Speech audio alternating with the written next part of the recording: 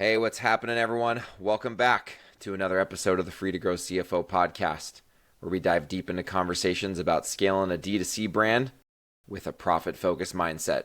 I'm your host, Jon Blair, founder of Free to Grow CFO, the go-to outsourced finance and accounting firm for 8- and 9-figure D2C brands. And today I'm here with my favorite guest. I don't know. No disrespect to any of the other amazing guests that we've had on the show. They're all great. But I got my co-founder, Jeff Lowenstein, on. So, yeah, I got to say that I do have a little bit of favoritism there. Jeff, thanks for joining me, man. What's happening?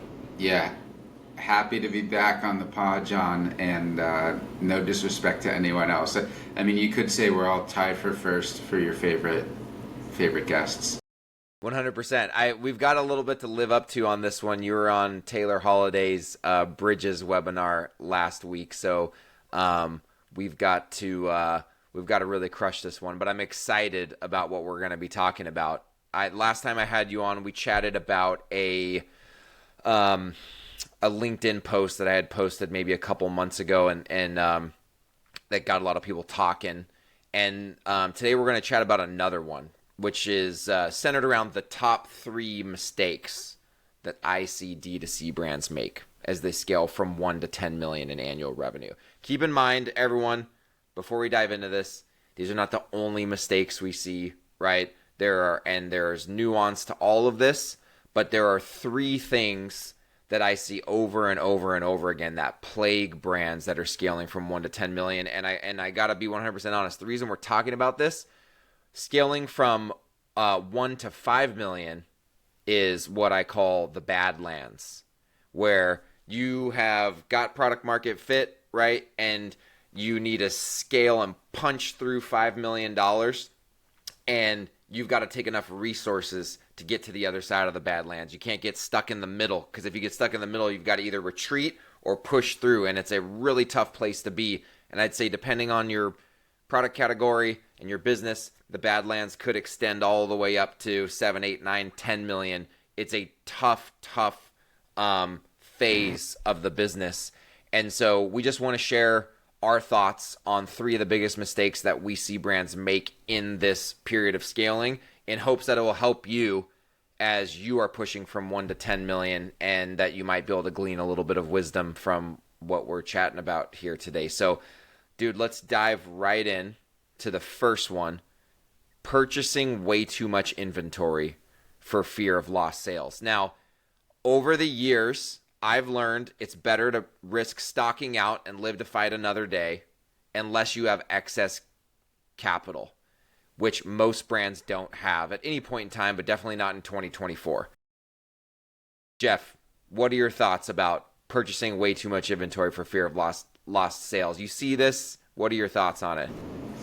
I mean, the only thing worse than not having enough inventory to sell is having too much inventory that you can't sell, right?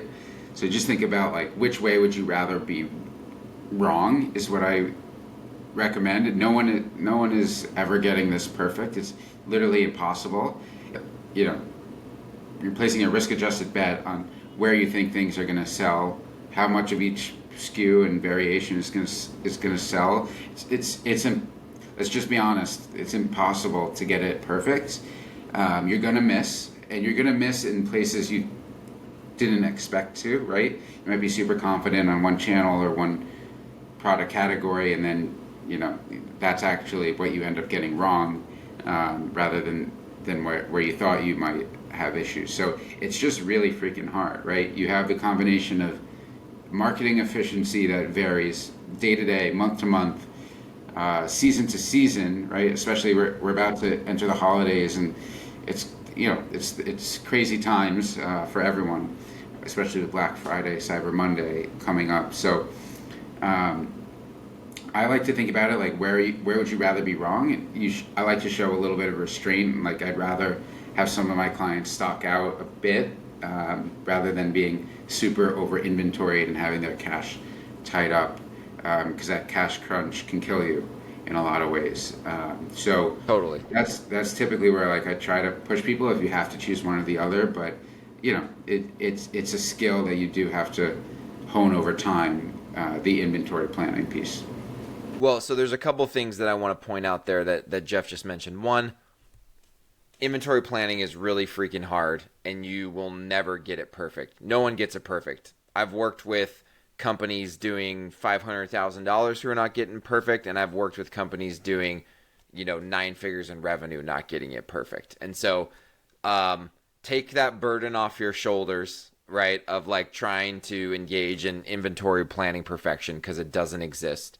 The other thing is, where this came from, this like topic in this post, is that on the founding team of Guardian Bikes, we made this mistake several years in a row. We lived to fight another day, right?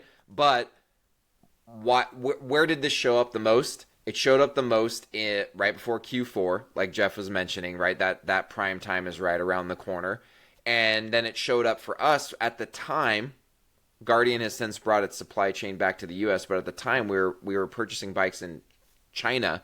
And so with Chinese New Year falling right after the holidays and shutting down the country for basically a month, we had to commit to springtime inventory, which for bikes was the other seasonal spike. And so the trick was, you're growing. So last year's numbers for Q4, and mind you, for Q2, for the spring, are your sales numbers should be bigger this year, theoretically, right, than they were last year. But you don't know how big they're going to be. And if you have really long lead times, you're committing to orders really early. And even harder, you're committing to orders that need to be produced before Chinese New Year, before you've even seen how you did during Black Friday, right? Yeah. And so we had to place some massive bets. And the trick is where the emotional or like kind of psychological bias comes into play is the fear of lost sales, right? With the fear of lost sales, you're like, shoot, I may be leaving money on the table, right? And so what Jeff mentioned about a risk-adjusted bet is like one way that we think about this from the CFO standpoint, and I'd love to get your elaboration on this, Jeff, but it's like, what's the most that we can afford to buy with our capital structure, right? That can allow us to sell or to hit the highest revenue goal possible, but that if we totally whiff and we hit some minimum sales forecast that we feel really confident in, that we're going to at least hit that we would still survive, right? And we'd live to fight another day, instead of betting the house and you either survive and thrive or you die. You got any other thoughts on that, Jeff? Always have lots of thoughts, Jon. And I know you live this with Guardian Bikes as well. But okay, I have a couple things that I wanted to mention in response. So actually, I also have some experience from when I was at Boosted Commerce, an aggregator. We actually were trying to buy a brand, and what they were doing at that time, they were growing very, very nicely year over year, consistent every month, consistent from January through, it must have been around this time of year, September, that we were looking to buy them. And the year over year growth rate was really high, like they were crushing it. And we're looking at, hey, we're about to enter Q4, but oh, by the way, we have so much we want to order for the holiday season that we don't even think they can produce all this, and also what we need for Q1, because they're going to be out on Chinese New Year break during Q1, right, which happens right after the holidays, which people often overlook, that they had this, they were thinking, okay, we're going to make this massive order because that's what's needed to fund, to fulfill all this demand that we're creating. Well, all right, let's look at the numbers a little more closely, and they were crushing it all throughout the year up to that point. But if you actually look back at last Q4, they also had a massive growth rate over the prior year. And so if you just look at it in terms of dollars, it was actually a crazy bet to say that we're going to actually grow, another plus 75% over last year's massive Q4. And so, in making an acquisition, right, like we were able to have some influence on that inventory purchase because we weren't going to buy it if we were uncomfortable with that. And so we worked with them to understand let's be a little more, I don't want to say, conservative, but like it is conservative, right? Is the way we wanted to go with that.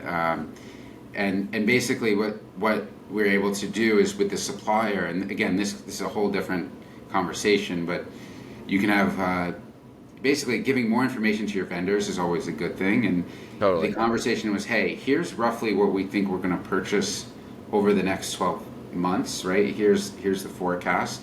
And that transparency opened up a whole new set of options. And so what that brand was able to do was give them that forecast. They would actually start making stuff in advance, and only when it was shipped out of the warehouse in China was the brand then paying for it. And so that was a much cleaner, more agile supply chain, because you could make much smaller shipments rather than saying like, hey, here's what we're ordering for Q4 and Q1, ahead of those like really long lead times, which was a massive cash outlay that they would have been overstocked if they had done that. And so saying like, here's the next 12 months of sales we want to do. Okay, so let's make that in batches, and then only pay for that once we release those batches from your warehouse. And by the way, the amount you release, you can react to that in real time based on sales data. It doesn't need to be predetermined. Is a huge advantage. Makes you much more agile. So, I actually want to drill down on that a little bit, because you brought up several. Let's talk about strategic financial management concepts in what you're talking about here, right? Like, so how do you reduce the risk? Going back to what Jeff said earlier, risk adjusted bets, right?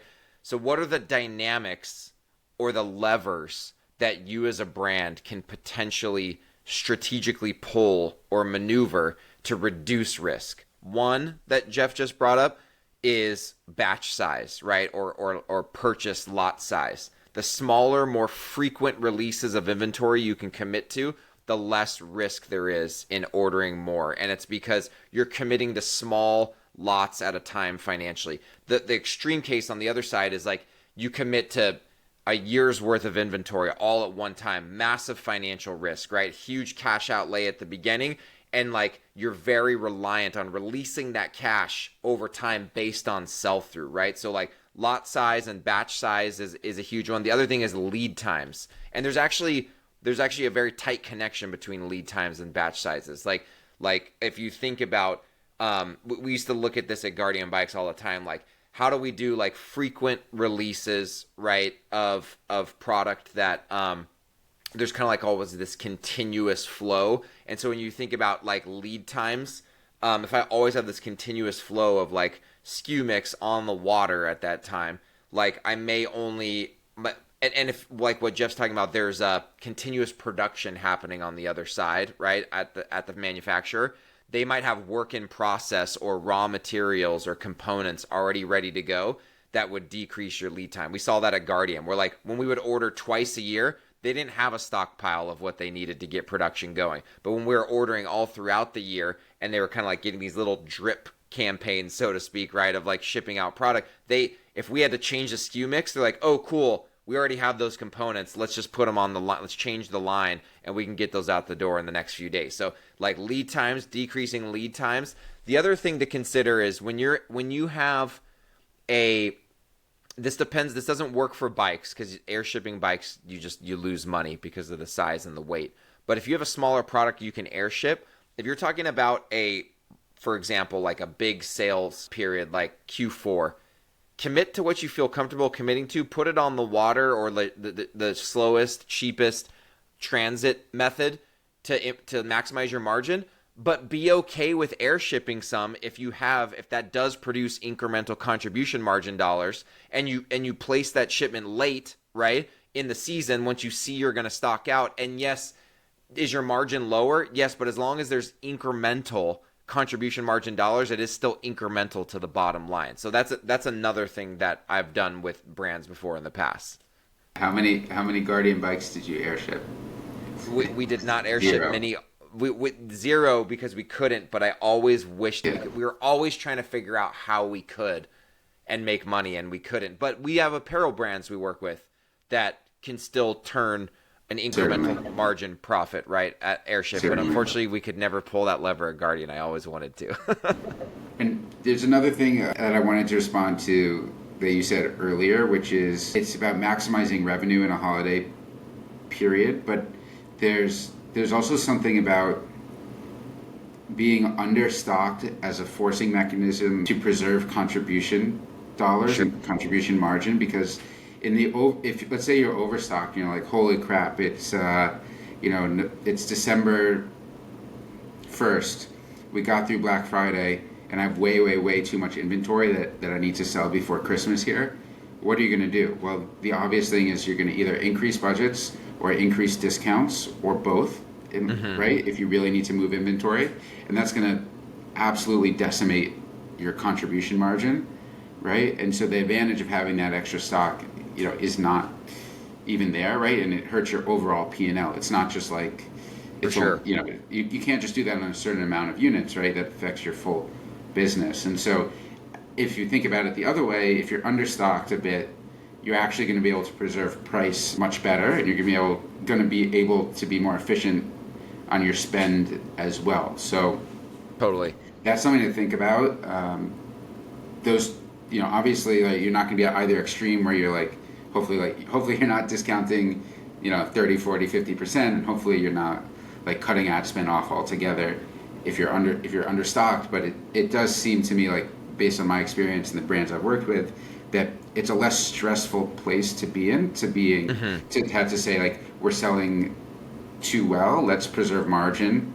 That is usually a less stressful conversation for the founder to have than slashing price and increasing budgets. What do you think? That's a really good point. That's a really great point. And actually, you know what that made me think of too is this is kind of the elephant in the room. I think, like, the thing you're not thinking about that's like lurking right there. Like, why is it that you're so scared to have to like capitalize on this moment, right? Like, in this case, we'll call it Q4.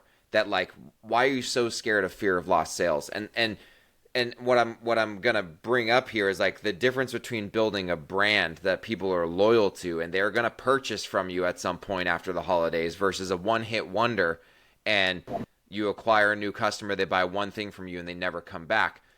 At the end of the day, like, you still have to build a brand, and if you are truly building a brand and you stock out, yeah, you're leaving sales on the table for that period. But if you're building a brand that people really connect with and really believe in, they are going to come back and buy when you're back in stock, right? If you're a one-hit wonder, yes, you're leaving money on the table, but, like, you've got bigger problems, which is you don't have a brand, which is what you need in the end, right? And so, like, that's the other thing is I think you need to be very focused on strategic marketing. We're building a brand. We're selling things that people are going to come back and buy again from us later, right? And, like, the more and more that I work with D2C brands, I mean, because we don't just say that we are fractional CFOs and accountants for D2C companies. It's D2C brands, because at the end of the day, the unique. And I think even Taylor brought up something akin to this on the webinar last week, is, like, you can have a really great product, but unless you, like, truly have IP locked up around the world, which basically no one does, and even eventually your IP, your patent is going to expire, right? Like, eventually someone's going to copy it and your profits are going to get competed down to zero, right? But what doesn't get competed down to zero is building an amazing brand, right? And so at the end of the day, it's about, when I say, like, over the years I've learned it's better to risk stocking out and live to fight another day. It's not just that. It's over the years I've learned that if you're really building a brand, it's okay to stock out. And I'd rather stock out and build a brand that people are going to come back and buy from later when I'm back in stock than freak out and put my brand at risk, its existence at risk, by trying to go too big. For those who didn't catch that, I did a webinar with Taylor Holiday on the Bridges series. It's on YouTube. It's posted on my LinkedIn. So please feel free to check that out as well. What was the question, Jon? No, I mean, look, at the end of the day, I mean, we're just kind of, no, I mean, we're just we're just riffing, but it's, I mean, look, there's one other thing I actually wanted to mention, and then we're going to move on to the marketing agency one. There's the statement is that, I originally made that we started talking about is like, unless you have excess capital, right? And so the one other thing I want to point out is, like, we have some brands that we work with. I have one that's my client. They took a big swing last Q4. Yes. And they would have been put out of business had we not put the right debt facility in place that allowed them to be overstocked, and they're selling a product that's not going obsolete, right? Obsolescence is a whole other thing. That's right? a whole different conversation. Yeah. So like be careful. Debt is risky if you structure it the wrong way, but we as CFOs really were able to help this brand not only put the initial debt facility in place that got them the inventory, but once they realized they were definitely going to be overstocked for a year plus, we helped them refinance into the right debt facility to help them sell down that inventory that, again, is not going to go obsolete, right? And so they took a big swing, and many brands, they quite likely would have gone out of business if they didn't have a CFO, to be quite honest with you. So that's another thing to just keep in mind. If you have excess capital, on the equity side, you're paying the cost of equity, which is really expensive to take that swing, but maybe there's a reason you want to take that swing. But a CFO can also help you get the right debt facility in place to take that swing. For sure. I think I know who you're talking about, and I agree. So let's chat marketing agency fees, because the next thing that we see very commonly, this is super common.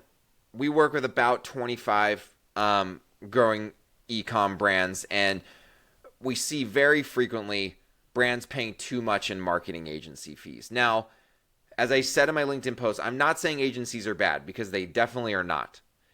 But you can't pay $20 to $30K a month in agency fees if your annual revenue is only a few $1,000,000 a year. And so what my initial advice was, choose an agency that specializes in working with brands of your size and has fees that align with your cost structure needs. What are your thoughts on this topic, Jeff? Yeah, I mean, of course, I agree. I think that a CFO can help you do the math. That's very simple. That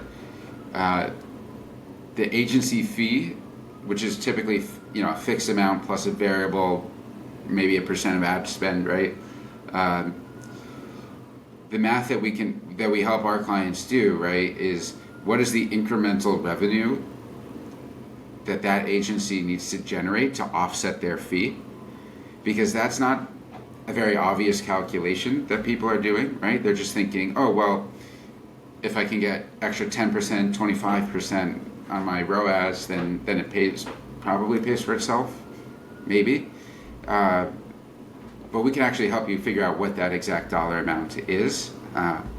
So that's definitely like step one that I would do. I would also say getting an agency to do an audit for you is super important, and getting their thoughts on how they would make changes to your account. What would they do differently? What would they do better than your current setup?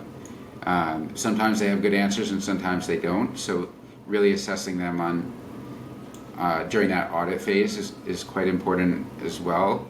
And then lastly, I don't know how many people have pulled this off, but I have heard of it in a couple cases. Why not negotiate for a percentage of contribution margin instead of percentage of spend, so that the incentives are actually in the right place, right? Because that is their job at the end of the day, is to generate extra contribution margin dollars. They're going to argue, they're going to say, oh, there's all these other things that are out of our control, but if they're a true partner, right, I would hope that they're willing to at least consider that. So that's another tactic I would urge people to try. So Jeff just brought up a couple really important things. Let's start first with profitability, right? The first thing that Jeff mentioned is the incremental cost of investing in that agency, is it actually profitable, right? Because it's not just, oh, hey, an agency's getting me revenue. Is that agency generating more contribution margin dollars than their cost is, right? So just as a simple example, if you hire an agency for $10,000 a month, does hiring them produce more than $10,000 of contribution margin incrementally compared to before you use them? Because if not, you're losing money on that agency, right? They have to produce more contribution margin dollars than they cost, right? But like Jeff mentioned, second to that, the agency has to understand their impact on contribution margin dollars, or else how can they ensure that they're generating more than what they cost, right? And so that's another big topic in the marketplace that we see all the time, is like there are agencies who really understand contribution margin dollars and how to influence them, and there's others that don't. There's a lot that don't. And so like really doing your homework on like testing them on, do they understand contribution margin dollars? And I would say that's a big place where we help our clients, right? Is that like we can help vet agencies. We can tell pretty quickly if they understand contribution margin or not. And we can help you and the agency understand what's the ROAS or the MER and the revenue that they have to hit for them to truly be a profitable investment, right? Because that's the reality. That's what they need to be, or else that investment is losing money. Do you have any other thoughts on that, man? Just the last thing I would say is your original question is, can you spend 20 to 30K a month if you only have a couple $1 million in revenue? And the answer is no, but I guess the thing that's hard about this, right, is like I'm victim to this as well. I'm on Twitter scrolling. I'm on LinkedIn scrolling. I see people on podcasts, on webinars talking about how they're killing it, right? And everyone's posting like how great they're doing. And first of all, right, like not all of that is true, right? Even revenue screenshots don't tell the full story. But the other thing is just like think about what's right for me at the stage that I'm at. Totally. Just something you said earlier, Jon. There's some really, really great agencies out there that are doing really, really great work, and you'll see them posted about on LinkedIn, Twitter, whatever, and they probably are killing it, right? But think about what's going on internally, right? They might be working mostly with those large, like premium accounts that can afford to pay 20, 30, 40K because they are, healthy 8 figures or 9 figures. And so if you're a much smaller client to them, the question is like how much actual personal attention will you get on your account? And so there might be a smaller shop that is, much happier to have you, that gets to, devote more time into managing your ads or creative or whatever it is, right? And so, just think about not just the brand name, but also the actual people that are going to be working with you and the individuals behind it, I think is something that will really move the needle. Yeah, you know what? You brought up a really great point there. This actually got talked about in the thread of comments when I posted this originally on LinkedIn, which was like, it's really easy to like fall into wanting to work with like a LinkedIn influencer or a Twitter influencer who like has an agency, right? But like, or to follow a brand that you follow aspirationally and see what agency they use. Right. This happened to us at Guardian Bike. So it worked for X, it must work for me. Right? Totally. Yeah. So we really looked up to a lot of the early D2C darlings and there was Harmon Brothers. I don't know if you've heard of Harmon Brothers out of Salt Lake City, Utah. They made all these direct response videos for like mattress companies and direct to consumer like grill companies. And we were really enamored with Harmon Brothers, and we went like, we got to go work with them, and we went and talked to them, and like their fee was like, we were like a $2 million brand at that time. It was like, okay, we definitely cannot afford that. And they referred us to another group out in Salt Lake that was like more aligned with our needs, but they were kind of like, the Harmon Brothers guys were like their mentors kind of situation, right? And so ultimately like we that actually ended up even not going over very well. Like it didn't perform. That campaign didn't perform. But the point I'm making is we got sucked into the allure of like doing exactly what an aspirational brand that we followed did, thinking that would work for our brand. And like sometimes it does, but you have to think from a first principles standpoint about why that would or would not work with your brand, right? And so when going to work with an agency, like you got to think about things from a first principles standpoint. Like Jeff is saying, like, is this right for the stage that we're in? Why is it right or why is it wrong? What are the constraints that I have to deal with? What are the constraints on the margin side? Like maybe they're crushing it for a brand that has 80% gross margins and your brand has 60% gross margins and an AOV that's half the size of that other brand. Like, you have to break it down and go, what do I have available in CAC, right? You have to help inform that. The agency can't do it for you. And like, if they're used to working with brands that have higher AOV, maybe it's not a revenue thing. Maybe it's an AOV and a margin thing, right? And like how much room is in the margin for your CAC. And so these are all questions you have to ask yourself from a first principles standpoint. These are all questions that a CFO that can help you think through, right? In like crafting and vetting this relationship with an agency. And then there was one other thing that you mentioned that I think is really important. And it's that, like, you have to, well, you actually didn't mention this directly, but it made me think of it. An agency may work for a season and not work for the next season. And again, this comes back to, right, like I've seen agencies crush it, get a brand of 10 million, and they're just not the agency to take that brand to 20 million, right? And so just know that, like, that's just something that you have to always be assessing. You can't just assume a brand or an agency is going to take you from 1 to 100 million, right? You might have several along the way and maybe even insource some stuff along the way. So I don't know if you have any follow-on thoughts to any of that, Jeff.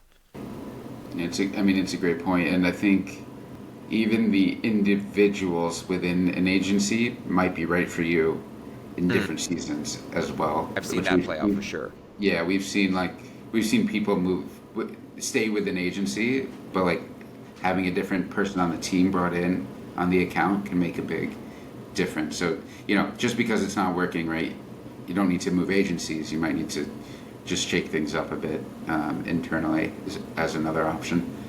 Cool. So yeah, for sure. I mean, I probably should have done this one first, given that we're a fractional CFO firm, but we'll save the best for last, right? So the third point in this post about top mistakes that we see D2C brands make when they scale from 1 to 10 million, not reviewing financials and a forecast every month. Now, at minimum, you need to review your historical financials and a forecast model monthly. Why? To assess if your actual execution is on track with your plan. If not, then you make adjustments. And waiting longer than a month to adjust can be way too costly. We can probably do a whole episode about this, but Jeff, what are your thoughts on reviewing financials and forecasts in every month, and why from 1 to 10 million that's so critical to be doing? Oh my gosh. Well, you're talking to a finance nerd, so obviously I love this stuff. I've been in FP&A my whole career basically, and this is like what I love doing, right? It's understanding what are the financial trends, what are the financial margin profiles of your overall business, but then different channels, different SKUs, different decisions you make on inventory purchasing, on ad spend, 3PLs, etc. Right? All these different little things, all these different decisions add up to a financial picture. And that review period, I think, is when you get to actually understand how you performed against your goals and against your plan. And to me, if you're not doing this review, you might be just, it's like sailing without a compass, right? You're definitely going somewhere, but you may not end up where you want to go. You may end up very, very, very, very far away. So this regular review process keeps you honest and keeps you on track. And something that, we do that's table stakes with every client we work with is a simple variance analysis every month of what was my forecast, what were my actuals, line item by line item, where was I wrong, and you'll be, you don't need to work with us, but you can to do this, but you can definitely do this on your own, and just have the discipline of doing that every single month, and you'll see you're pretty far off in month 1, but don't get discouraged. You're a little bit closer in month 2, and by month 3, 4, 5, like that improvement will just get so much better very quickly, and you'll be like, okay, I have a much tighter understanding of my financials right? And then therefore, as I go about making decisions in my business, you have now a gut feeling about how all those decisions are going to impact your financials that you maybe didn't have before, right? So that Totally. compass gets internalized as you do this monthly review process, right? So I'm passionate about it, right? It's the boring, nerdy stuff in Excel that a lot of people don't like doing, but I do love it. Well, and so like let's riff off that a little bit more. So let's say why monthly, right? Why monthly? Well, scaling a D2C brand is like insanely hard, and everything is changing always, right? And so like your Absolutely. supply chain costs are changing, your freight out costs are changing, your marketing returns and CPMs and CACs are changing all of the time. And so the reality is I've seen brands go like, oh, I only need this like once a year or twice a year or every 3 months. And like, no, you don't. Like, if you're scaling from 1 to 10, remember, that's the context of this discussion. You're scaling, you're intervening on your system all day long. You're trying new creatives, you're maybe trying new ad channels, you're launching new products, maybe you're trying fully new sales channels, new suppliers, new 3PLs. So you're introducing all these variables that impact your profit margin, your contribution margin, and your fixed overhead. But furthermore, your cash flow, right? And so every time you're messing with your system, which D2C founders are doing all the time, rightfully so, because they're scaling super fast, right? You need to then model and assess the forward-looking impact of those interventions on your profitability and your cash flow. And so every single month, you're making decisions as a founder under the assumption that the business has a certain margin profile, fixed overhead cost structure, and cash flow expectations. Yeah. And guess what? Every forecast is wrong. So at the end of the month, you missed those in different directions. And so you need to regroup, have your CFO take you through where you missed and where you hit it, and then reforecast forward, right? With all of those tweaks and changes that have happened to your business, reforecast forward the future, and then you make a new round of decisions. And it's like, it's rinse and repeat. You got to do this every month for the rest of your life as long as you want to scale a D2C brand. What are your thoughts on that stuff, Jeff? I mean, yeah, 100%. But like something you said that I want to comment on actually is, hey, for all you e-com founders that are listening to this, like, congratulations. You chose one of the hardest industries to be a founder in. For sure. Your financial profile is changing every month, like Jon was saying, for all these reasons. It's extremely dynamic. It's extremely complicated when you have multiple channels, multiple products with different margin profiles, doing different ad channels as well. And so attribution is complicated, and you're looking at like cohorts as well. Like all these things, all these different types of analyses have to come together for you to make decisions. There's a lot of more simple businesses you probably could have started. I have a lot of respect for the e-com founders, especially, bootstrapping is particularly challenging. So I think it's important to acknowledge that as well and say, Totally. like, this stuff is really freaking hard a lot of the time. There's no perfect answers, but there is, just trying to sort through the data in an organized and structured way to try to make the best decision you can in real time, right? So that's the type of stuff we try to help with. I have a lot of respect to be a brand founder. You have to have a certain stomach for some of this stuff as well. So one of our missions, it says it in our company values as well, right, is we try to help brand founders sleep better at night. Totally. Which is not always easy.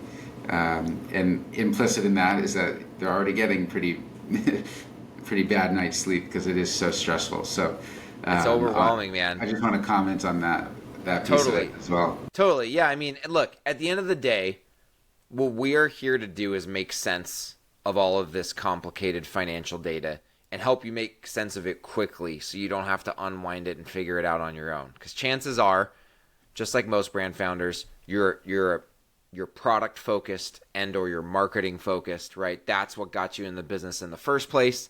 And so that the last thing you want to do is try to learn how to do the bookkeeping and how to make sense of your numbers, right? And so, again, the whole point of this is to get you the insights and the strategic recommendations that you need grounded in your numbers to understand what happened, how aligned is it with my plan, what new decisions do I need to consider, right? And then you go out and you execute for another month, and then we regroup and we do it again, right? And